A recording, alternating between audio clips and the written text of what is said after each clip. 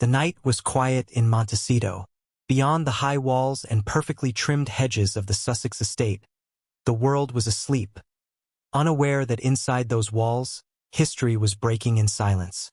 The faint glow from a study window spilled onto the courtyard, and within that room sat Prince Harry, alone, his head buried in trembling hands. The screen of his phone still lit the words that would change his life forever. DNA test complete. Results confirmed. For a moment he couldn't breathe. The air seemed to thicken, and the only sound that remained was the soft, uneven rhythm of his own heartbeat. This wasn't the story of a prince who lost a crown. It was the story of a man who lost the truth, and found it when it was far too late. Just hours earlier, a confidential envelope had arrived from a London law firm that once represented the palace's private affairs. It contained the results of a paternity test commissioned months ago under complete secrecy. It wasn't ordered by the palace, nor by Meghan. According to those close to the matter, it was Harry himself who, driven by haunting whispers and sleepless nights, had requested it quietly through a third party. For years, he had brushed off rumors that gnawed at him, the Queen's words echoing from the past. "Be careful, Harry. Love can blind even the purest of hearts." He used to laugh it off. Now he wasn't laughing. When he tore open that envelope, everything that once held him together, the fairy tale marriage, the image of fatherhood, the rebellion that defined his identity, began to crumble. The paper didn't lie. The percentages and markers printed on it were merciless. Archie Harrison Mountbatten Windsor was not his biological son. Before we continue, please hit the like button, subscribe to the channel, and turn on the notification bell for updates. Inside that moment was the weight of an empire. The son of Diana, the rebel prince who defied centuries of royal tradition, now sat shattered by a truth that no royal training could prepare him for. The question on everyone's lips would soon become the same. How long had Meghan known, and why had the truth been buried?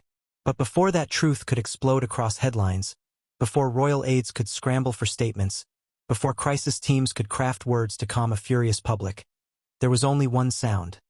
The quiet, broken sob of a man realizing that the woman he'd defended against an entire nation had concealed the one truth he could never forgive.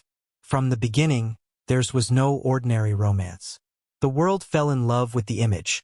The young prince finding happiness with a self-made actress from California, a modern symbol of diversity and change. To many, it felt like the monarchy had finally evolved, embracing something real and human. Yet behind closed doors, the story was far less perfect. Insiders recall that from the earliest days of the relationship, Queen Elizabeth II expressed unease. She never opposed Harry's choice outright, but those closest to her remember quiet moments, subtle pauses during conversations, questions asked not out of malice but concern. "I just hope she loves him for him," she confided once to a trusted aide. The Queen had seen decades of human ambition up close. She understood how love and power often danced together until one devoured the other. For Harry, however, the Queen's words felt like judgment. He'd spent his whole life fighting for his mother's truth, rejecting the coldness of royal duty. Meghan represented warmth, freedom, escape. He was determined to prove everyone wrong, that she wasn't another outsider chasing the crown, that their bond was pure. The wedding at Windsor Castle symbolized that defiance. Every bell that rang that day seemed to erase the doubts that had haunted him. The vows they exchanged under the Gothic arches weren't just promises of love. They were Harry's declaration of independence. Yet, even amid the grandeur, one pair of eyes watched with quiet sorrow. The Queen, stoic and still, observed her grandson with a gaze that carried both pride and pain. Perhaps she already sensed the storm ahead. As the years passed, whispers multiplied. Details surrounding Archie's birth were unusually private. Unlike previous royal births, there were no traditional hospital photos on the hospital steps, no official confirmation of doctors' names. The palace's communications team appeared unsure, sometimes contradicting each other in interviews. Rumors found fertile ground in the internet age, but they were easy to dismiss then. Tabloid spinning drama, nothing more. Harry's anger at the media only reinforced his resolve to protect his family. But truth has a way of waiting. It doesn't vanish. It hides in plain sight until the right moment arrives. Sources close to the couple describe how the tension between them deepened once they moved to California. Away from the palace, away from protocol, the couple's world became smaller, quieter, and more isolated. The walls of their Montecito home saw heated arguments, long silences, and frequent separations disguised as work travel. Harry's friends noticed changes, a guarded tone in his voice, an uncharacteristic distance whenever Archie was mentioned. Still, he smiled through interviews, holding tightly to the image of a devoted father. Until the whispers returned, not from the tabloids this time, but from people he trusted. Someone had seen something, said something, hinted at a secret that would not go away. And that's when Harry decided to know once and for all. The test wasn't easy to arrange. It required careful timing, absolute secrecy, and the cooperation of a few discreet professionals. The results took weeks. During that time, Harry's mood oscillated between paranoia and denial. He often stared at old photographs of Archie, the way the boy's eyes sparkled differently, the small differences in bone structure he'd once dismissed as coincidence. "You're just overthinking it," Meghan had told him once, brushing it off with a laugh that now echoed like a warning. When the email arrived confirming the results were ready, Harry hesitated for hours. Then, sitting at his desk, surrounded by photographs of his mother and the medals of his military service, he opened it. A single line turned his world to ashes. Probability of paternity: 0%. The next few minutes felt like falling through a tunnel with no end. He dropped his phone, staggered toward the window, and gasped for air. The same man who once walked behind his mother's coffin before the eyes of the world now stood utterly alone. In that instant, the Queen's old words resurfaced in brutal clarity. "The child isn't yours, Harry." At the time, he had taken it as metaphor, her way of warning him not to let Hollywood steal his identity. Now it read like prophecy. He called no one, not his brother, not his father, not Meghan. Instead, he drove aimlessly through the coastal roads of Santa Barbara under the cover of night. Witnesses later said they saw his car parked near the cliffs for hours, the headlights off, the ocean waves crashing below. To them, it was just another man watching the sea. To Harry, it was the only place left where the noise of his life couldn't follow him. Back in London, the palace was already stirring. A senior aide received an anonymous message referencing a royal DNA test. Within hours, internal calls began circulating. By morning, senior officials were aware. For the first time since Megxit, silence fell across the monarchy not from distance, but from shock. There's an old saying within the palace: secrets travel faster than truth. But this time, the secret was the truth, and it was about to rewrite everything. The introduction to this story is not about scandal alone. It's about the tragedy of trust, the unbearable cost of believing love will always protect you. Harry's heartbreak isn't simply royal gossip. It's the collapse of a man's faith in everything he fought to defend. Imagine building your entire identity around rebellion for love, defying your family, your heritage, your country, only to discover that the love itself was built on a lie. That's the emotional core of this story. That's the reason millions would soon be watching, waiting, whispering the same question. How did it come to this? The Queen had seen storms before. Abdications, divorces, scandals, but never one that struck so deeply into the bloodline itself. For her, lineage wasn't about pride. It was about duty. Every generation carried not just a title but the responsibility of continuity. A break in that chain wasn't merely a family matter. It was a threat to history itself. As dawn broke over London that morning, the palace press office drafted statements they could not release. Harry, still in California, refused calls from his father's private secretary. Meghan, meanwhile, disappeared from public view. Reporters camped outside their mansion, their lenses trained on the gates. The world sensed that something colossal had shifted, though no one yet knew how much. The tragedy of this revelation wasn't in the scandal, but in the silence that followed. Because when truth arrives, it doesn't always come with clarity. Sometimes it only leaves wreckage. For Harry, The hours that followed were filled with questions that had no answers. What would his mother have said? What did the Queen truly know? Was his entire rebellion against the crown a manipulation from the start? The pain wasn't just betrayal. It was the realization that his defiance, his love, his very identity had been weaponized against him. In those quiet hours before dawn, one image reportedly haunted him. The Queen's gentle smile the last time they spoke privately at Windsor. She had touched his hand and said softly, "You will understand one day, and I hope it won't break you." Now, years later, her words had come true. The world hadn't yet heard the story, but the stage was already set for the greatest royal crisis of the modern era. The DNA test wasn't just a private revelation. It was the spark that would ignite a reckoning within the monarchy, one that would blur the lines between love, loyalty, and legacy. And as the first headlines began to appear, one sentence started to echo across newsrooms, royal circles, and living rooms worldwide. The Queen was right. The story of Harry and Meghan did not begin with scandal or suspicion. It began with fascination. It was a modern fairy tale that promised to break centuries of royal stiffness, a union that seemed to fuse love, progress, and destiny. When news first broke that Prince Harry, the beloved son of Diana, was dating an American actress, the world reacted with awe. For a moment, it felt as if the monarchy had finally caught up with modern times. But beneath the glamour of red carpets and royal photographers, something far more fragile was taking shape. A relationship that would one day be tested by truth itself. The fairy tale began in the summer of 2016, when mutual friends introduced them in London.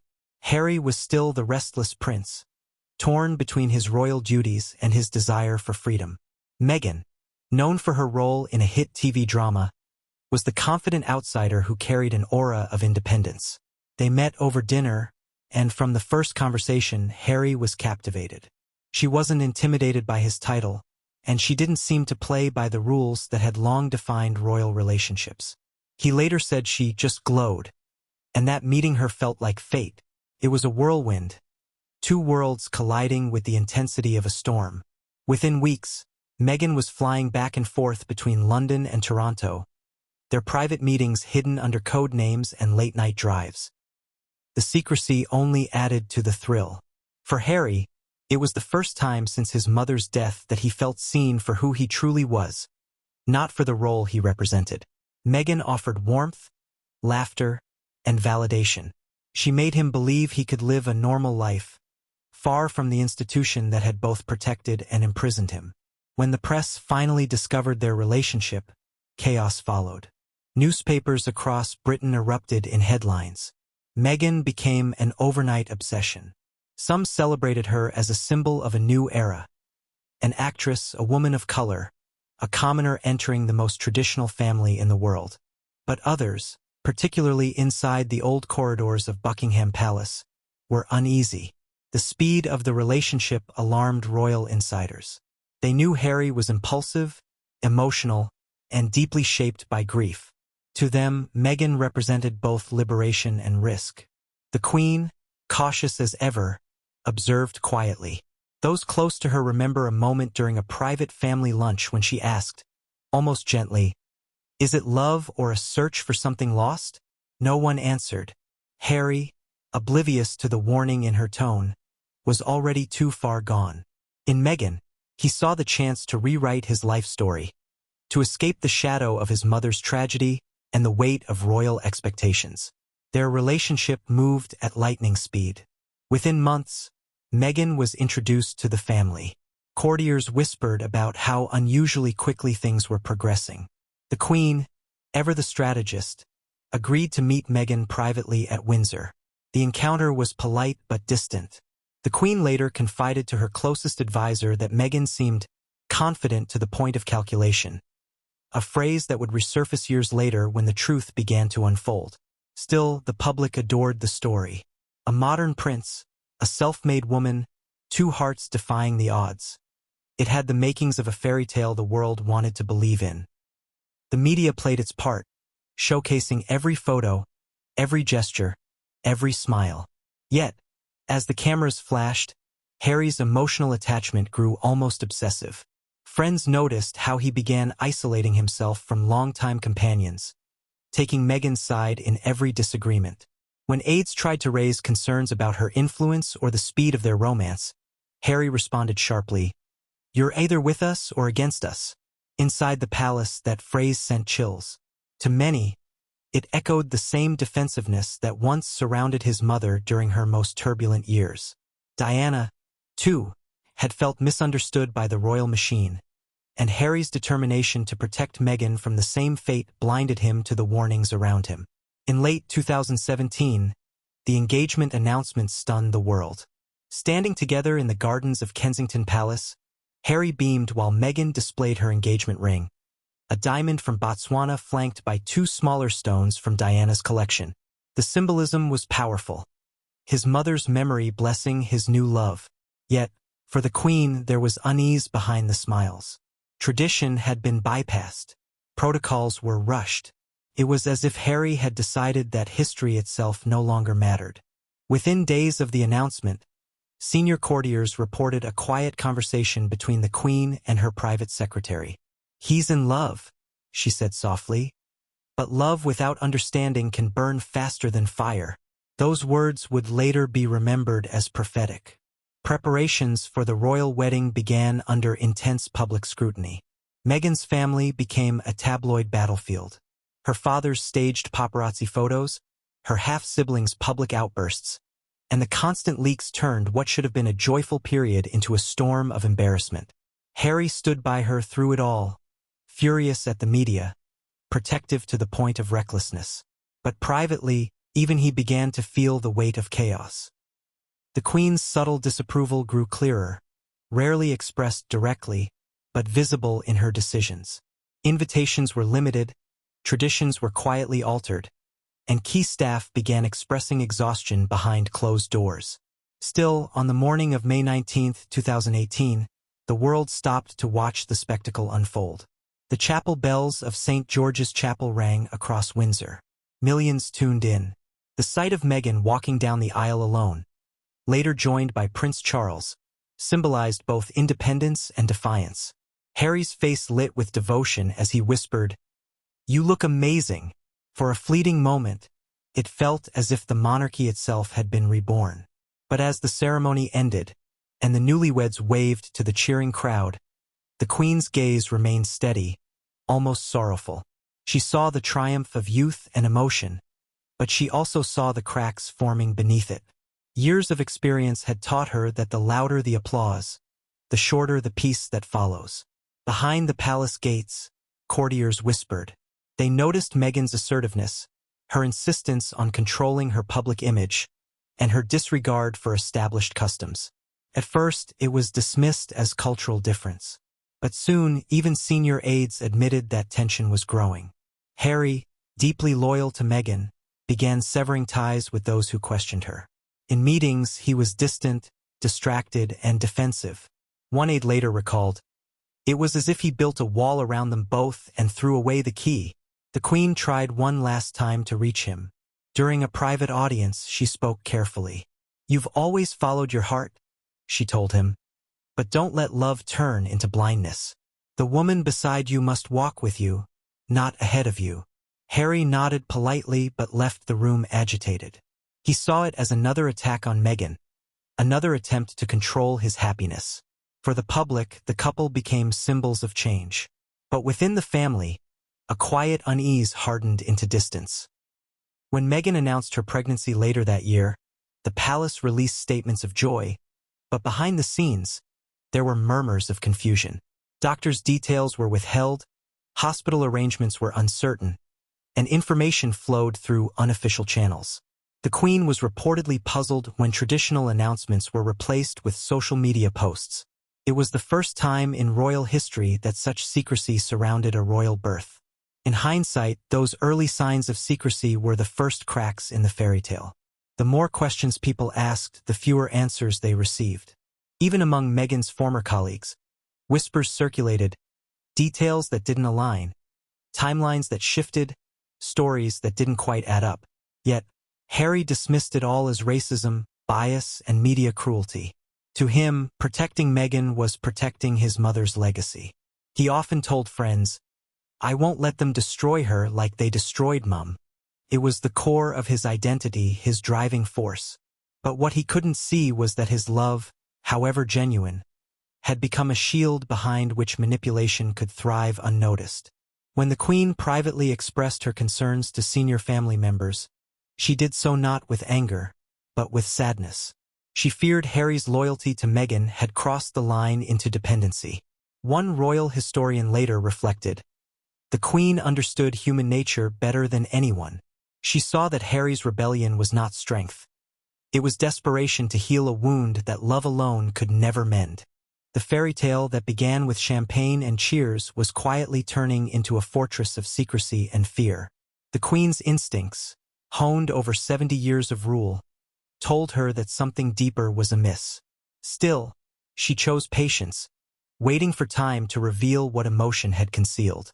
But Harry was no longer the prince who sought guidance. He had become the man who refused to listen. Each criticism of Meghan pushed him further away from his family and closer to the edge of isolation. Every warning from the Queen only fueled his resolve to prove her wrong. He was determined that this love, his love, would be the one story that ended differently. The day Archie Harrison Mountbatten Windsor was born was supposed to be one of the happiest moments in Prince Harry's life. A moment that symbolized renewal, reconciliation, and hope. For the monarchy, it was a sign that a new chapter had begun. One of diversity, modernity, and love. But even before the official announcement, even before the joyous press releases and glowing headlines, the air inside the palace was tense. There were inconsistencies, small ones perhaps insignificant on their own, but together they formed a picture that didn't quite make sense. The birth announcement came through the Royal Communications Office on May 6, 2019. Her Royal Highness the Duchess of Sussex has been safely delivered of a son. The world cheered. Cameras rolled. News outlets across the globe flashed headlines welcoming the newest royal baby. Harry appeared briefly before the cameras, beaming, his voice trembling with excitement. "It's been the most amazing experience I could ever possibly imagine," he said, his eyes glistening with tears of pride. It was authentic, pure emotion from a man who had always craved the stability of family. Yet behind that radiant moment, palace insiders were uneasy. Tradition had been broken. No hospital photos. No public confirmation of attending doctors. No official documentation from the usual royal physicians. The palace's statement, oddly vague, said only that Meghan had gone into labor in the early hours and had given birth safely. But no one had seen her enter or leave a hospital. For a royal birth, that kind of secrecy was unprecedented. Every royal child since the days of Princess Diana had been presented publicly within hours. Diana on the hospital steps with William and Harry, Kate Middleton with all three of her children. It was a time-honored ritual meant to connect the monarchy to the people. But Meghan and Harry refused. They claimed they wanted privacy, a word that soon became a shield and a weapon. They broke from royal tradition not with quiet dignity, but with defiance. Behind closed doors, the Queen was concerned. She wasn't angered by the lack of photographs or fanfare. She was disturbed by the confusion. "What are they hiding?" she asked her private secretary. He didn't know how to answer. No one did. By the following day, Buckingham Palace released another statement, this time clarifying that Meghan and the baby were doing well. But again, the details were sparse. It was later revealed that Meghan had not given birth at the Lindo wing, as had been widely speculated, but at a private hospital some 40 minutes from Windsor. The attending physicians' names were withheld. The Queen, who valued precision in all official matters, quietly requested the documentation. What she received left her unsettled. The paperwork contained discrepancies. The timing of labor didn't align with reports from staff who had been present at Frogmore Cottage, where the couple resided. The signatures of the attending medical team appeared inconsistent with other official royal records. Yet, with the media celebrating, the Queen chose silence. To challenge her grandson's joy publicly would have been unthinkable. Still, she wrote a private note that day, sealed in her personal journal. "We have entered a time of shadows. I pray truth will guide us through. The photographs released days later were unusual. Instead of the traditional hospital steps, Meghan and Harry appeared inside Windsor Castle's St. George's Hall. Meghan, in a white dress, smiled as she held baby Archie. Harry stood beside her, proud but oddly stiff. The light from the tall windows cast a faint golden hue, giving the image an ethereal, almost staged quality. Reporters noted how quickly the event ended. Less than 2 minutes. No questions were allowed about the delivery or medical staff. Meghan's mother, Doria Ragland, stood in the background, quiet and composed. The Queen arrived soon after to meet her great-grandson. A photograph was released showing her, Prince Philip, Doria, Meghan, Harry, and the baby. It was meant to project unity, but the Queen's expression in the image was studied by many. She smiled, yes, but her eyes were cautious.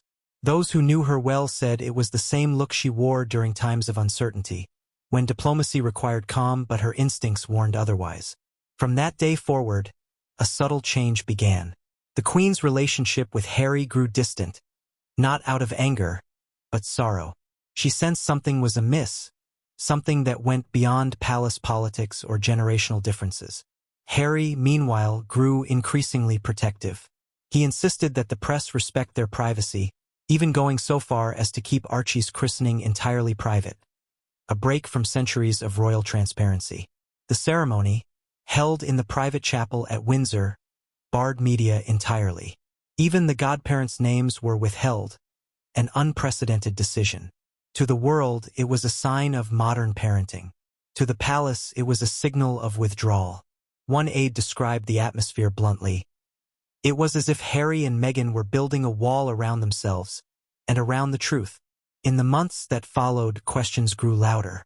Observers noted inconsistencies in official statements about Archie's citizenship status, birth location, and eligibility for royal titles. Even palace staff began whispering. One senior aide reportedly said, "It's not the birth itself, it's the secrecy. It's as if there's something they can't afford to let anyone see." Meanwhile, Meghan's demeanor changed. Once radiant and confident, she became guarded, controlling, often dismissive of royal traditions. She began refusing assistance from senior staff and insisted on managing public communications herself. Harry followed her lead, severing connections with anyone who questioned their decisions. The sense of unity that had once surrounded the couple faded into tension. The Queen, patient but increasingly burdened, requested a private audience with Harry a few months later. When he arrived at Windsor, she greeted him warmly, but her eyes held a seriousness he had seen only once before, on the day of his mother's funeral. "You have built a life for yourself, Harry," she said gently. "But remember, walls don't keep out truth, they keep out light." Harry smiled politely but deflected, insisting that everything was fine. "Archie is happy, Meghan is happy, and we're doing things our own way." The Queen studied him for a long moment. "Your mother wanted you to be free," she said. "Not blind." He didn't understand it then. He only saw it as more interference, another attempt to make him conform. He didn't realize that the Queen's calm came from fear, not of scandal but of heartbreak. As Archie grew, royal watchers began to comment on his limited public appearances. While William and Kate occasionally shared glimpses of their children, Harry and Meghan kept Archie almost entirely hidden. Each photo that did emerge was carefully controlled, released through their chosen photographers or personal social media channels. The palace had no say. In private, some courtiers began to refer to the situation as the fog. No one could tell what was true anymore. Questions about Archie's resemblance, his lineage, and the secrecy surrounding his early life became taboo topics within royal circles. Yet they lingered like a quiet hum in the background, present, unspoken, inescapable. Then came the interviews. Meghan began publicly criticizing the monarchy, painting herself as isolated and unprotected. Harry echoed her, speaking of his struggles and his resentment toward the institution. The Queen, listening from Windsor, was deeply hurt. But more than hurt, she was alarmed. She knew deflection when she saw it. Meghan's words about oppression and unfair treatment seemed designed to shift attention away from something deeper, something fragile. And so, the birth that was meant to unite the family had, in fact, divided it further than ever before. What should have been a moment of collective joy had become a lingering question mark hanging over every royal conversation. Late one evening, as she sat by the window of her private study, the Queen said softly to her lady-in-waiting, "I used to think storms came from outside the walls. I was wrong. Some begin within." Her words would prove true. For Harry, the months following Archie's birth were both euphoric and confusing. He adored the child, spent hours rocking him to sleep, and spoke often of being the father he never had the chance to experience. But something inside him was restless. The connection he felt didn't always bring peace. It brought questions he couldn't voice. When he looked into Archie's eyes, there were moments, fleeting and uninvited, when doubt crept in. He buried it, convincing himself it was exhaustion or paranoia. The Queen's quiet warnings, however, had already taken root in his subconscious. He dismissed them publicly, but they lingered in private. Late at night, when Meghan slept, he would scroll through photographs of himself as a child, of Diana holding him, and then glance at the pictures of Archie. There were small differences he tried not to notice, the shape of the nose, the color of the eyes, the curve of the smile. "Stop it," he'd whisper to himself. "You're being ridiculous." But truth, once planted, grows. By the time Archie's first birthday arrived, the cracks were visible even to outsiders. Meghan looked tired, Harry distracted. Their smiles in photos were polished but hollow. The Queen attended a small private video call celebration due to travel restrictions, but her tone afterward was telling. "He's sweet," she said softly to an aide. But there's something in Harry's eyes I've never seen before: confusion. The birth that had once symbolized joy was now the source of unspoken tension, stretching across continents. The Queen, dignified in her patience, chose silence once more. She believed the truth would reveal itself without her interference. Harry, blind in his devotion, believed love would erase doubt. Neither of them knew then that the truth, patient and merciless, had already begun its work.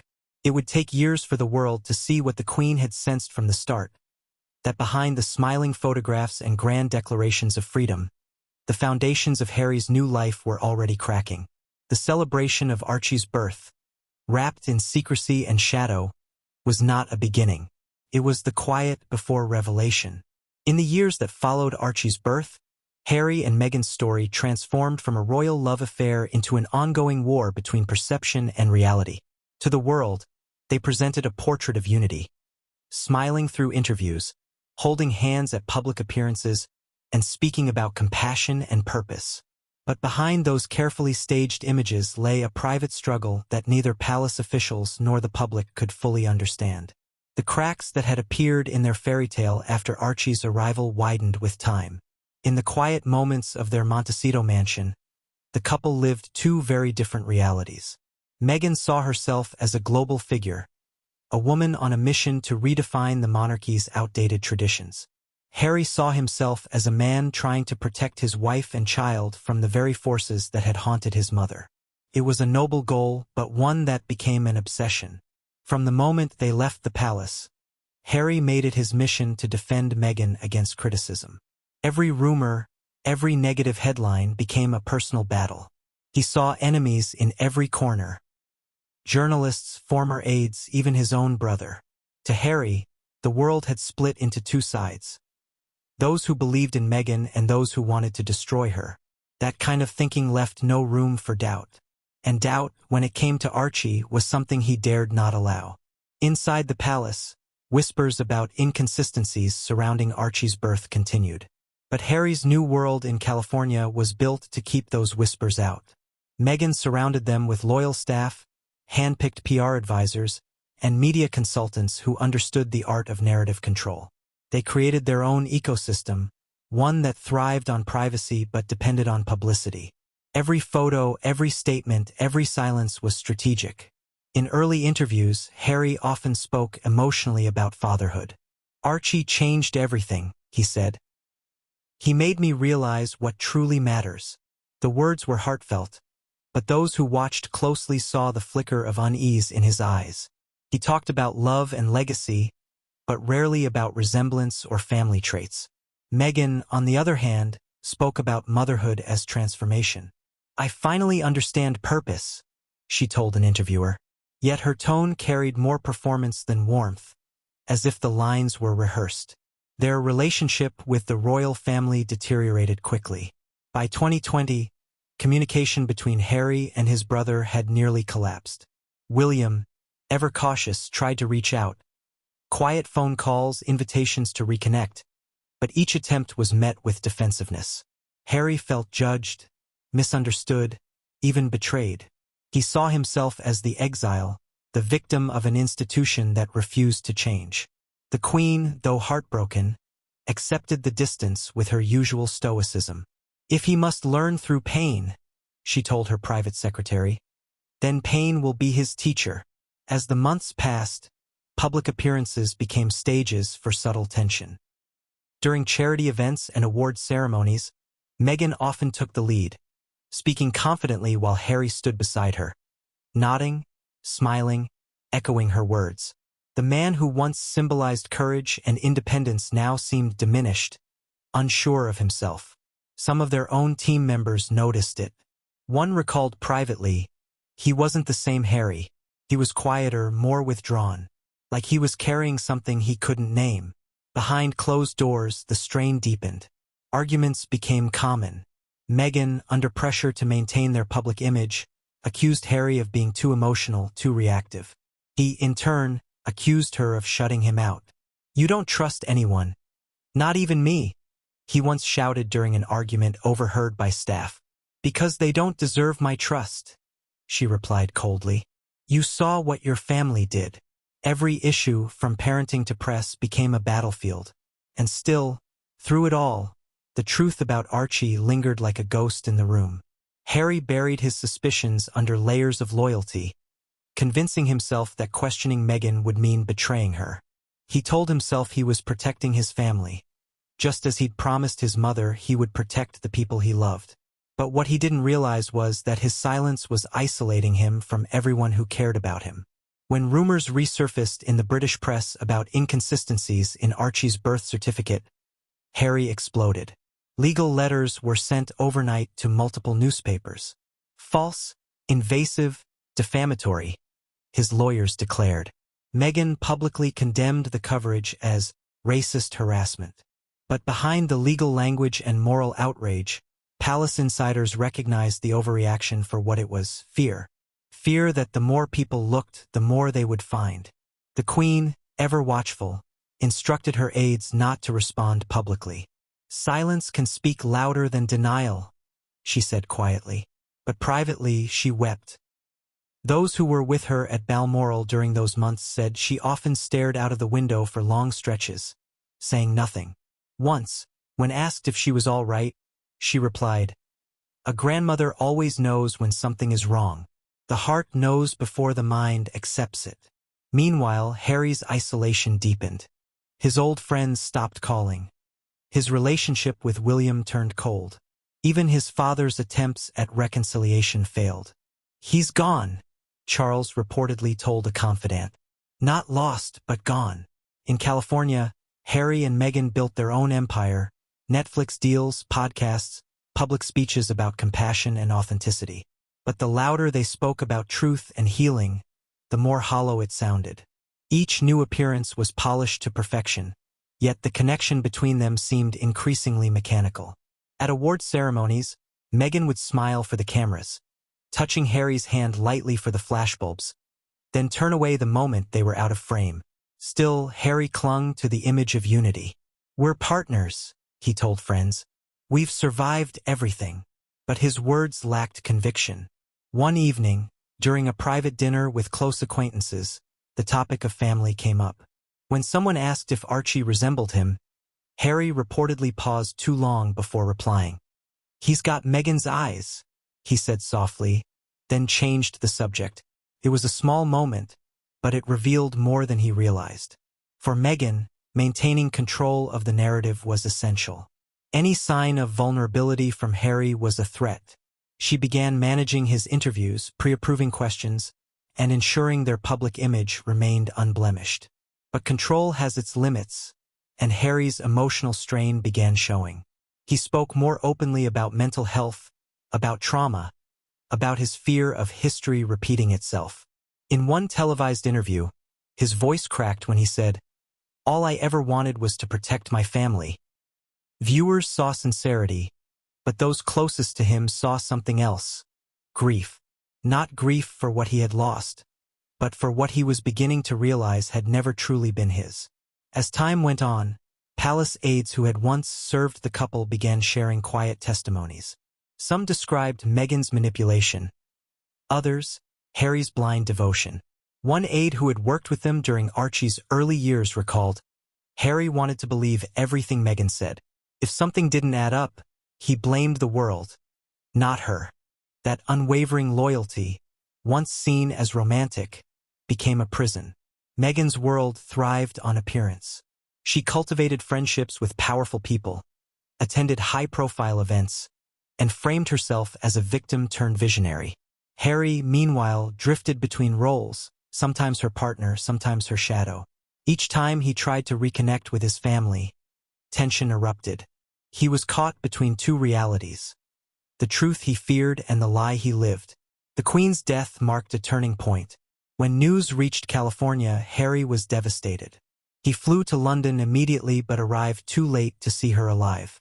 During the funeral, cameras captured him walking behind her coffin once again.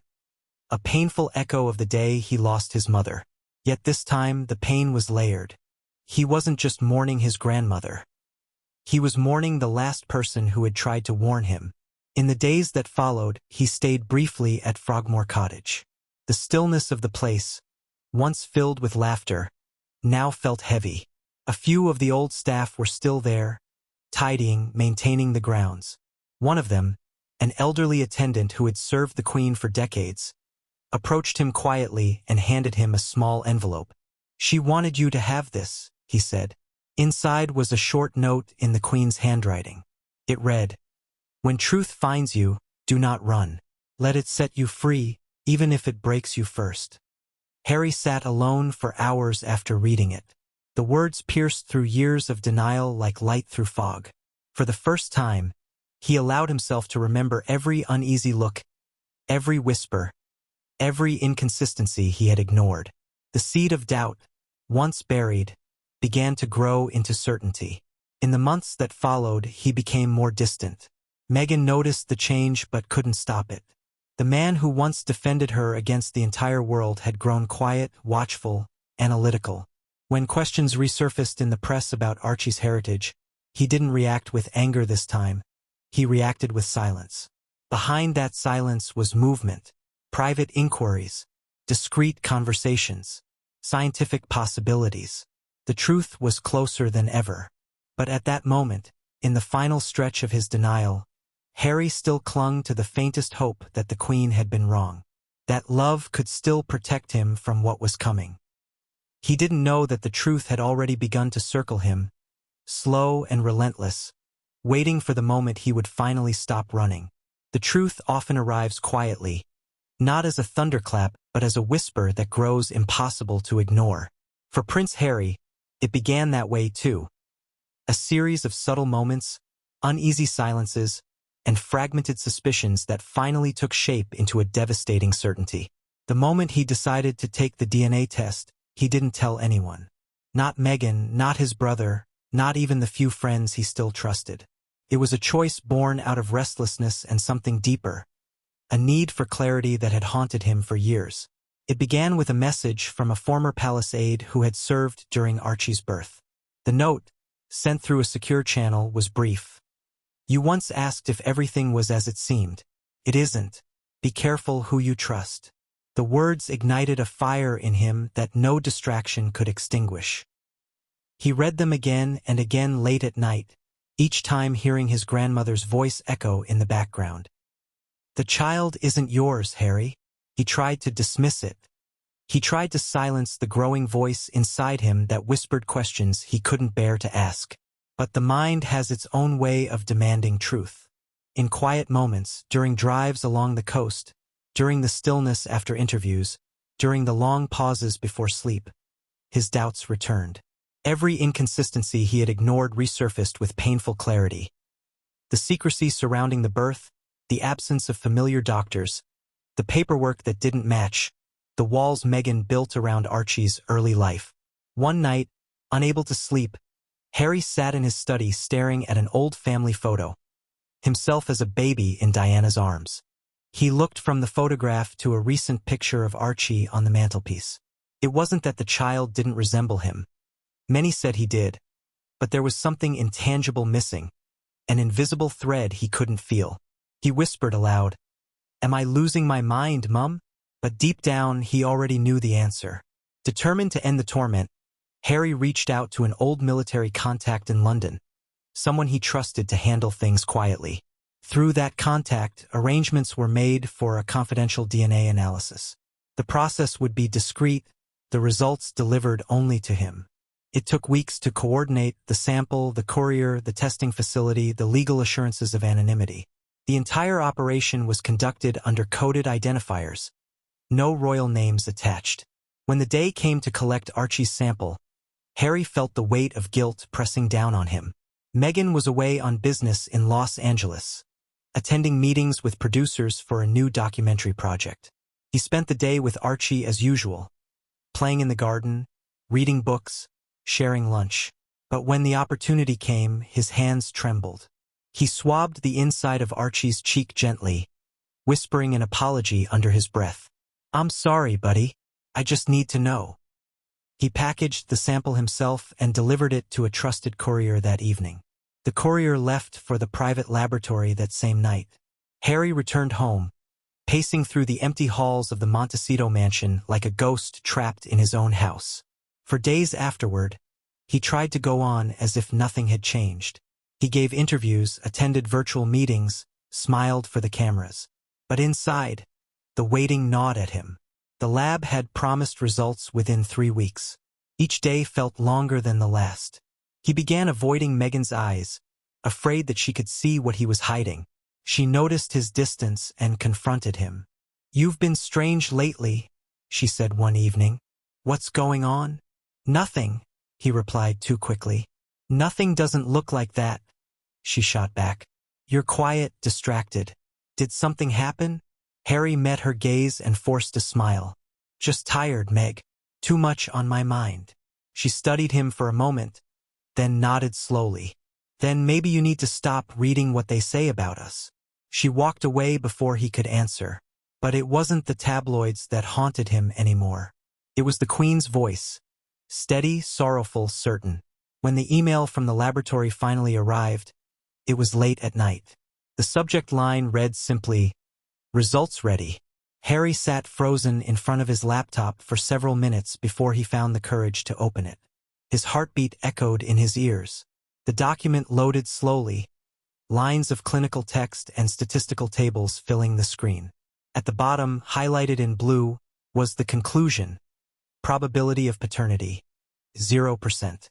The words didn't register at first. He blinked, reread them, waited for them to change. But they didn't. They stared back at him, immutable, final. His throat tightened, his chest collapsed inward, and the air seemed to vanish from the room. He pressed his palms against the desk, trying to steady himself, but his body refused to obey. The silence around him was deafening. For a long time, he didn't move. Then, slowly, he reached for his phone. He opened the photo gallery and scrolled through pictures of Archie. The first time he held him, his first steps, his birthday. Tears blurred his vision. "I'm still your dad," he whispered hoarsely. "No matter what they say, I'm still your dad." But the truth was unrelenting. The DNA didn't lie. The life he had built, the identity he had defended, the love he had fought for, all of it cracked under the weight of those 3 words. That night, he drove without destination. The California coast stretched endlessly before him, dark and cold. He parked near a cliff overlooking the Pacific, killed the headlights, and sat in silence. The sound of waves crashing below mixed with the chaos in his mind. His grandmother's warning echoed louder than ever. Be careful, Harry. Love can blind even the purest of hearts. He didn't know how long he sat there. When dawn broke, the horizon was streaked with orange and gray. He felt numb, hollowed out, as though part of him had died in the night. In the following days, Harry withdrew completely. He canceled appearances, ignored phone calls, and stopped speaking to staff. Meghan grew increasingly suspicious. What's going on? She demanded one morning. You're scaring me. He wanted to tell her. He wanted to confront her, to shout, to cry, to demand answers. But when he looked at her, something stopped him. It wasn't fear, it was disbelief. He couldn't reconcile the woman he had loved so fiercely with the possibility that she had deceived him so completely. He needed proof beyond numbers. He needed her confession, but she gave him none. Instead, she became colder, sharper. She accused him of neglect, of being moody, of sabotaging their peace. She said he was letting the palace poison infect their marriage again. Her words cut deeper than she knew. Harry, already shattered, began to wonder if even her anger was a performance. Meanwhile, the laboratory's leak protection failed. Someone inside, tempted by the story's value, contacted a London journalist. Within days, rumors of a private DNA scandal began to circulate in underground media circles. The palace heard first. Senior aides scrambled to verify the claim, terrified of the implications. When the Queen's former secretary received confirmation from a secondary source, he reportedly sat in silence for several minutes before whispering, "She was right." Within hours, the Royal Communications Network buzzed quietly but urgently. No public statements, no denials, only preparation. The family knew the consequences would be catastrophic if the truth reached mainstream media. But before it could, it reached Meghan. She confronted Harry that evening, her voice trembling between fury and fear. "Did you do it?" she demanded. "Did you go behind my back?" Harry didn't answer immediately. He looked at her and saw in her eyes something he couldn't recognize. Panic, not heartbreak. "You knew," he said quietly. Meghan froze. "You knew the whole time." She tried to speak, but the words wouldn't come. Then, when she finally did, her voice was cold. "You don't understand what you've done." "What I've done?" he shouted, his composure collapsing. "You lied to me, Meghan. You lied to everyone." She turned away. "You were never supposed to find out." The words hit him like a physical blow. He took a step back, his body trembling, his breath uneven. "Why?" he whispered. Meghan didn't answer. Instead, she sat down, her face expressionless. "Because you wouldn't have stayed," she said finally. "Because you needed something to believe in." In that moment, the weight of years crashed down on him. The rebellion against the monarchy, the isolation from his brother, the endless public battles. He realized he hadn't been fighting for love. He'd been fighting for a lie. Hours later, Meghan left the house, slamming the door behind her. Harry remained in the living room, staring at nothing. When dawn came again, he was still there, still broken, still trying to understand the scale of his loss. In London, the palace operated in controlled chaos. Every official who had once doubted the Queen's suspicions now understood the full extent of her foresight. Quiet discussions began about contingency plans, legal ramifications, and how to protect the monarchy from what was coming. But the Queen, now gone, was no longer there to guide them. And in California, Harry sat alone, clutching a printed copy of the DNA report. The document trembled in his hands. It wasn't just a test result. It was the end of his story as he had known it. The child he loved more than life itself was not his by blood, and the woman he had trusted had known it all along. That was how the truth came out. Not through tabloids or palace intrigue, but through one man's desperate need to know who he really was. And now, that truth was about to set fire to everything it touched. Harry spent the first few days after the truth sank in moving through the house as if sleepwalking. He couldn't bring himself to eat, to answer calls, or to face the staff who pretended not to notice the red rims around his eyes. The report sat on his desk like a loaded weapon. Each time he looked at it, the world tilted a little further off its axis. He reread every line, hoping he had misunderstood the language of science. But there was nothing to misread. The numbers were absolute. At first he wanted to believe that Meghan had been trapped too, that there was some strange mix-up or misunderstanding. But the longer he replayed her reaction, the more he saw that there had been no shock in her face when he confronted her. Only calculation, followed by relief that the confrontation was finally out in the open. She hadn't denied it. She hadn't even tried. When she returned home 2 days later, she didn't ask for forgiveness. She didn't cry. She spoke with the calm precision of someone explaining a business decision. "You needed a purpose," she said quietly. "You needed to be someone again. The world wouldn't have cared about us without a child." Harry stared at her, unable to form words. "So you decided to invent one?" he managed finally. "I decided to protect what we built," she replied. "Everything we fought for would have collapsed if you had hesitated. You think your family or the media would have left us alone? They would have destroyed us." The baby made them listen. Her tone was almost rational, but the coldness in her eyes terrified him. It was as if she had detached herself completely from morality. He realized then that the love story that had defied 1,000 headlines was not love at all. It was strategy. When he pressed her for the truth, how long she had known, how far the deception went, her defenses slipped.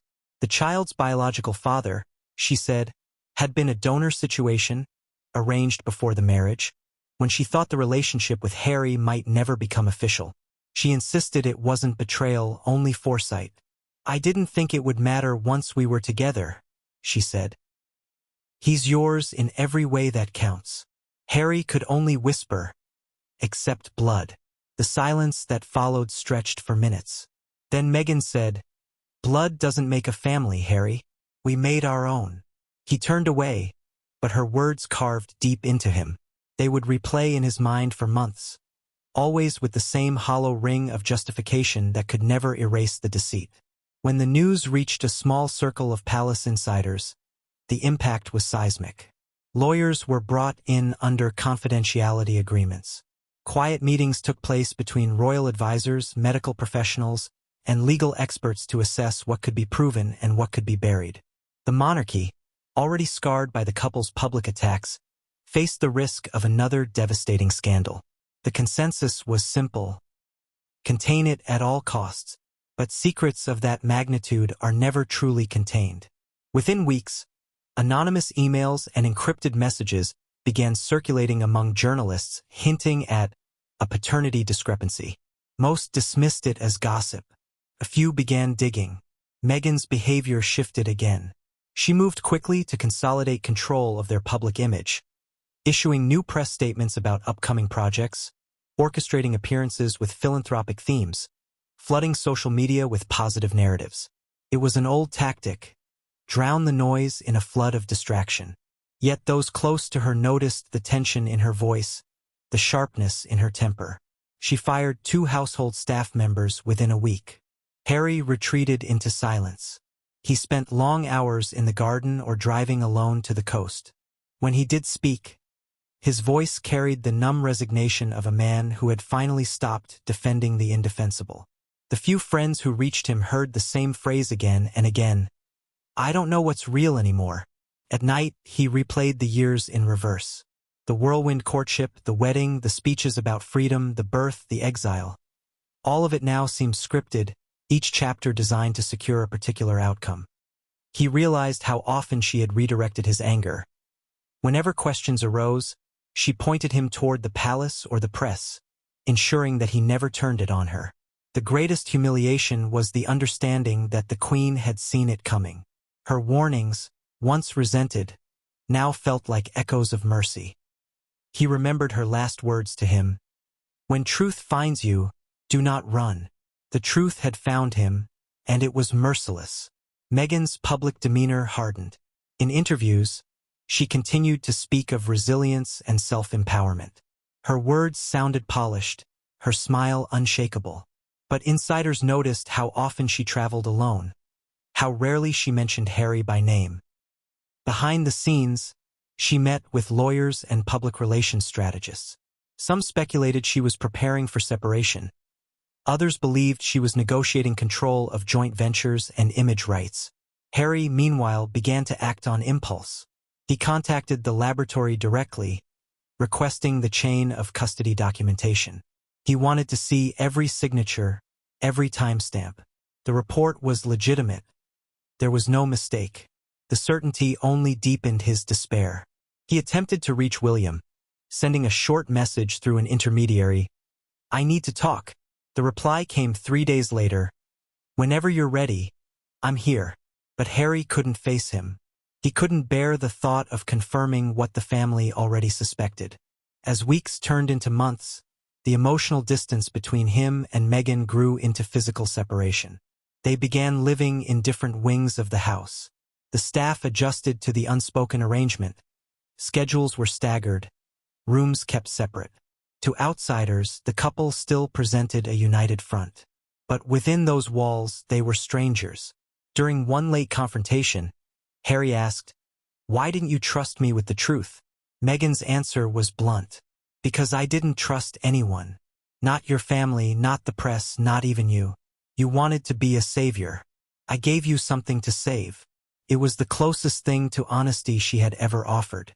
In London, the royal household moved from shock to damage control. Senior advisors debated whether to intervene or remain silent.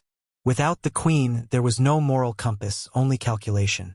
Some argued that the monarchy should issue a quiet statement reaffirming lineage protocols. Others warned that any acknowledgement would legitimize the rumors.